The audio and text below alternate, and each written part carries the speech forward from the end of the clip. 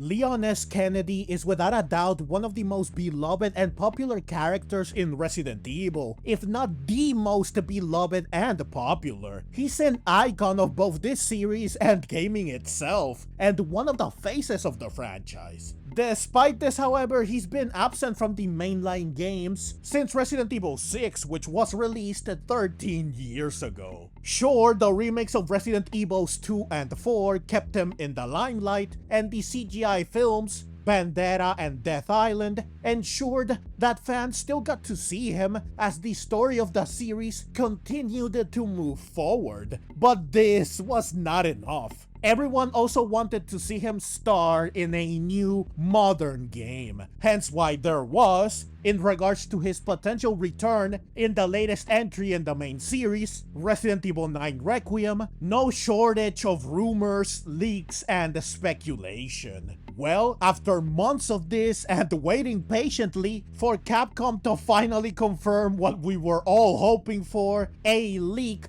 followed by an official trailer mere days later revealed at last that yes, Leon is in Requiem. He's back, baby, and I couldn't be happier. I was already excited for this game, but now, oh boy, am I thrilled. February 27 cannot come soon enough. Now, Leon's return isn't significant just because most, if not all of us, love him, but also because his appearance in this game carries a lot of implications for it. So, what does Leon bring to the table in terms of story, gameplay, and the potential return of other beloved characters? And were all the other leaks and rumors surrounding him and his presence in Requiem proven true by the confirmation that he is indeed in this game like they suggested? Let's dive right in.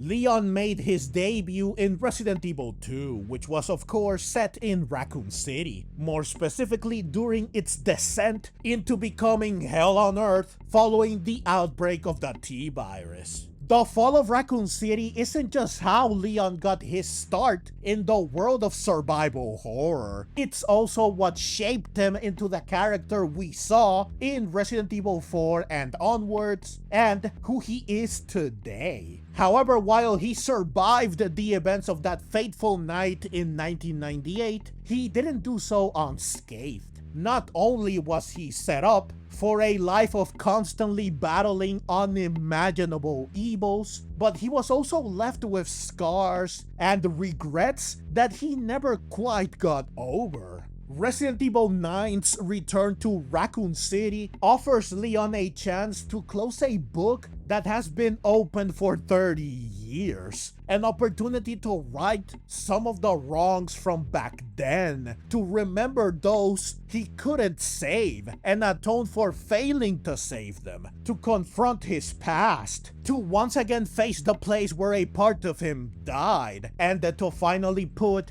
that tragedy, the people behind it, and its setting to rest once and for all so that he can move forward at last. I seriously doubt that Leon and Raccoon City returning together is just meant to be a trip down memory lane, specifically to celebrate the 30th anniversary of the series, which is right around the corner. There's just way too much value, significance, and weight here for Leon, this game, its story, and the history of the franchise, that it would be a terrible waste to not explore it fully. But I think we don't have to worry about that. After all, one of the meanings of the word Requiem is an act of remembrance, making its inclusion in the title likely a very deliberate choice. Now, in terms of gameplay, given that Koshi Nakanishi, the director of Requiem, said, essentially, that Leon is not suitable for a truly scary game, I think it's safe to say that any section where we play as Leon will be more focused on action than horror. And the latest trailer confirms this, since we see him effortlessly cutting down the undead,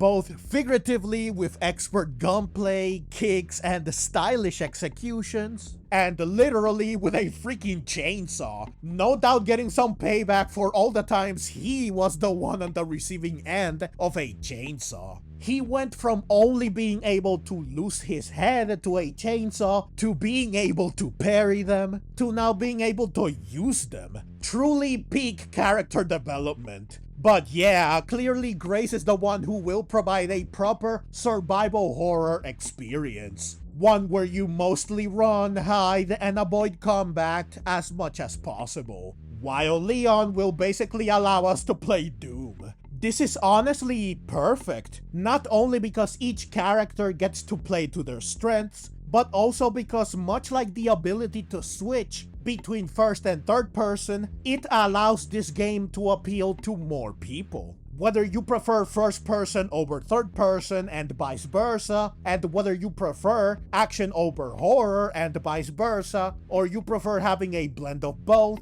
Requiem has you covered. As for what role specifically Leon will play in the story, well, it's clear from the trailer that he's investigating the same case as Grace, which will inevitably lead to them meeting each other, and given that he saves her, I can definitely see him becoming her protector. Grace certainly reminds me of Ashley, young, vulnerable, inexperienced, and caught up in a living nightmare where she is actively being hunted specifically to serve some higher purpose, instead of being just another victim afraid of the monsters like everyone else. Once he realizes her value to the enemy, Leon will likely stop at nothing to keep her safe, among other things. Does this mean that perhaps we will at some point play as Leon or Grace while the other one is present as an AI companion? It's possible. This is something RE7 and Village lacked that several of their predecessors had, specifically REs 0, 4, 5, and 6. Personally, I wouldn't mind basically playing RE4 again, but with an older Leon, and Ashley that is more capable in combat, a different setting, different enemies, etc. This sounds fantastic actually. Sign me right up. Lastly, before we get to the leaks, could Leon's return signal the return of other legacy characters, namely a certain female spy that has a clear preference for the color red? It's no secret that wherever Leon shows up, Ada normally isn't too far behind, and the opposite is also true. These two are simply inextricably linked to each other in more ways than one. They both made their debut in RE2, returned in RE4 and RE6, and starred in the second CGI film Damnation. Plus, we all know the interesting dynamic between them that is equal parts romantic and dangerous, with them being allies and trusting each other one moment, and then distrusting and being enemies the next moment. So, could Ada return in Requiem too? Well, there's obviously no way of knowing for sure. She is nowhere to be seen in any of the trailers or promotional material for Requiem. There's not even a hint of her anywhere, and to my knowledge, while there are leaks and rumors that suggest that she could be in this game, there's not many of them and none of them are credible. Therefore, by all accounts, this is just hopeful thinking. A possibility, yes, but an unlikely one based purely on the relationship and connection between her and Leon. But let's be honest though, can Leon really have a Requiem without Ada? It's worth mentioning too that RE7 and Village only had one legacy character in them. Clearly, Capcom wants to keep charting a new course for the series without abandoning its roots completely. Hence why we keep getting new characters anchored by at least one familiar face. Now, am I in favor or against them bringing back Ada or anyone else? Well, I absolutely wouldn't complain. In fact, I would very much love this and it would be exciting, no doubt. However, I also wouldn't be mad if Leon is the only one who returns, since this would keep the focus on Grace and the spotlight on Leon. Finally, let's talk about leaks. Like I always say, leaks are leaks, and thus they should always be taken with a grain of salt. However, since they were right about Leon being in this game, who's to say they aren't right about other things? Like, say, the fact that Leon is actually the protagonist, not Grace, or that this will be his last game. Koshi Nakanishi himself said that they considered having Leon as the protagonist, but chose not to go through with it. Added to this the fact that RE7 and The Village had Ethan as the protagonist, not Chris, and it's quite likely that Grace is the protagonist of Requiem, not Leon. However, some leaks also suggest that even if he might not be the protagonist, he will still be a major character and not a supporting one like Chris was in 7 and The Village, especially 7. This I do believe to be true, since like I said earlier, the return to Raccoon City and having Requiem in the title hint at this being a game that will tackle the past of both Leon and the franchise, so he will absolutely be key to the story, especially since even Umbrella is back in the mix front and center instead of just being referenced. The fact that RE9 will focus significantly on remembrance, which, like I said, opens the door for Leon to close the book on what happened on that fateful night in 1998 and everything born from it, does point towards some sort of closing act or resolution, which could mean that this will indeed be Leon's last game, which could play out in one of two ways. He will finally retire, thus allowing him to rest and find peace at last, while letting a new generation carry on the fight against bioterrorism, or he will kick the bucket in heroic fashion.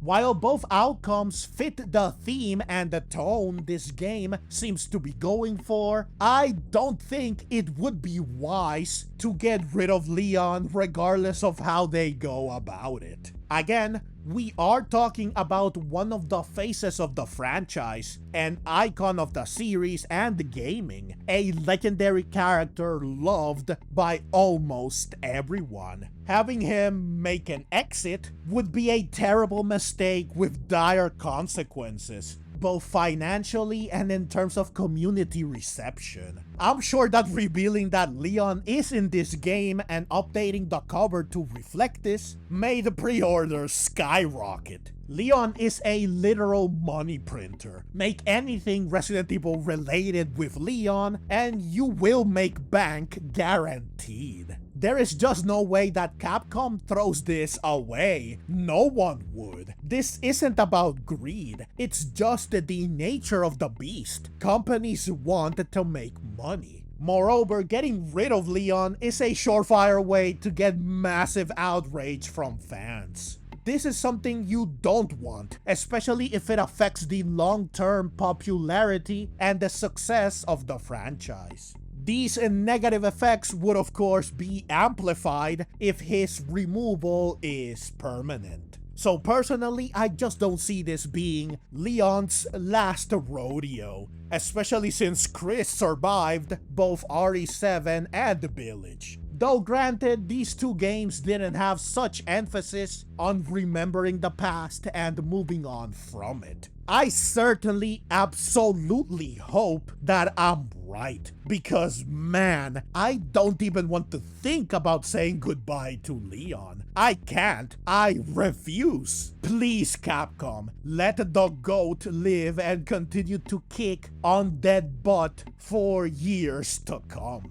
Now, going back to the possibility of another legacy character returning alongside Leon, While I focused on Ada earlier, there are leaks that suggest that Jill or Claire could return instead. While I don't doubt that this might be true, especially since they also have a connection to Raccoon City, which I forgot to mention also applies to Ada, and they have been absent from the mainline games for a while, which also applies to Ada, for longer than Leon and Ada in fact, since Jill and Claire did not appear in RE6, there is nothing to corroborate that they will indeed make a comeback in this game as much as I want them to. Though again, the focus on closure and remembrance does make the return of even more legacy characters fitting. Finally, there are leaks that suggest that this won't be the Leon we are used to. He will be older, which is a given, right? But he will also be less quippy, more reserved, and visibly exhausted after years of fighting, trauma, and pain. Leon was born circa 1977, and this game apparently takes place in 2028. So he's 51 in Requiem. At that age, and especially since it's been 30 years since the fall of Raccoon City, I don't doubt that Leon is too old for this BS like everyone jokes about in memes and such. So if he is more serious, more weary, more reserved, and less of a wisecracker, it would totally make sense. Now, the idea of a Leon that doesn't crack cheesy one-liners constantly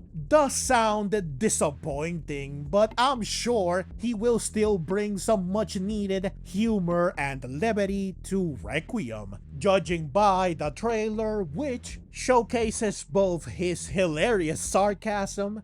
Don't do anything stupid. Me?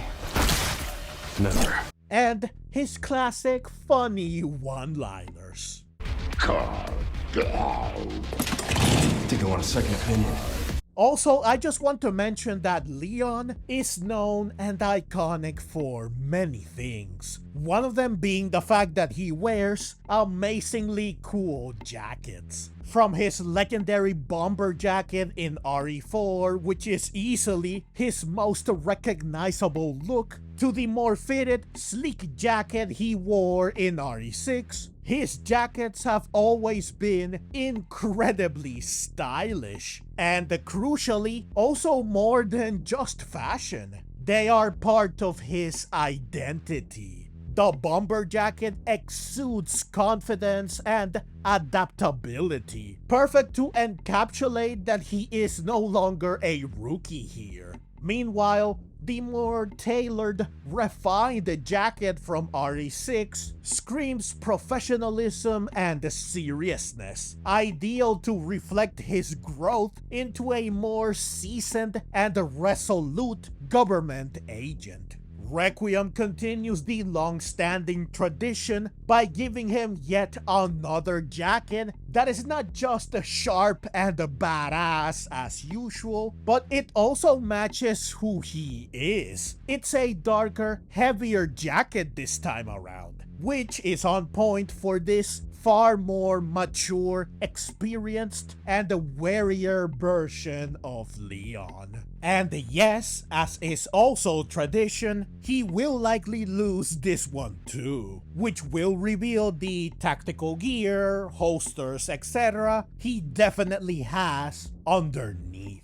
Now, you might be wondering why I focused so much on this aspect of Leon. Well, it's simply because I just love jackets. Not because of Leon, though he is likely partly to blame. After all, RE4 is part of my childhood. I definitely wanted a jacket like this badly, and I almost bought an official replica of his RE6 jacket. For me, this is absolutely one of my favorite things about Leon, so I just had to comment on it. If we get replicas of this latest jacket as well, I might just finally get to dress like one of my heroes.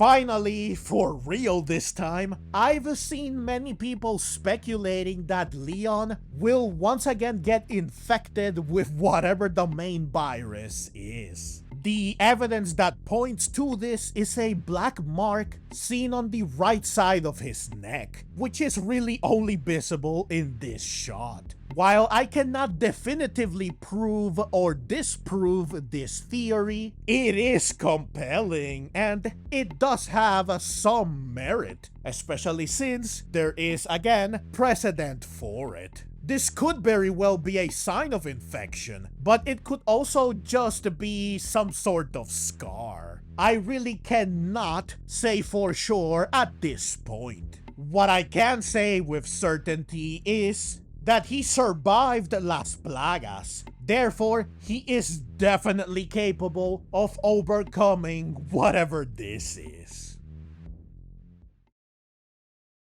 In the end, there's no denying that Leon's presence in Resident Evil 9 Requiem matters a lot. And it's not just the fact that he is one of the most celebrated and renowned characters in Resident Evil and all of gaming. Everything he has done, everything he has witnessed, fought for, fought against, lost, saved, and sacrificed in his quest to save the world from the clutches of bioterrorism and the horrors born from it, ever since he was just a rookie cop in his first day on the job, and all the way up to his current occupation as a federal agent, cements him as one of the most valuable and important characters in the series. Someone with the potential to transform this game into an absolute masterpiece full of nostalgia, compelling lore implications, unforgettable moments, emotional moments,